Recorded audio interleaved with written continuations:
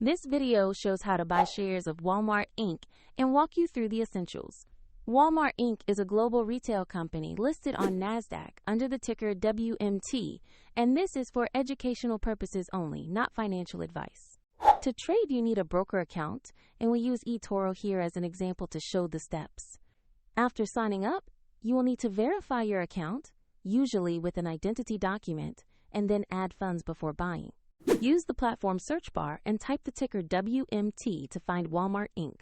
Make sure you select the listing that matches the NASDAQ WMT symbol. Confirm the company name and exchange to locate the correct stock.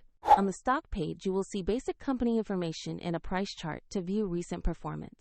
Double-check the name, exchange, and ticker to confirm this is the correct Walmart Inc. listing. Click Invest or Buy, choose the amount you want to allocate, and review the order details before confirming. If the market is closed, your order may be queued or placed as a market on open, and the platform will prompt you to add funds if your balance is insufficient. After the trade, the Walmart position will appear in your portfolio for monitoring. For the example link to eToro, check the description below.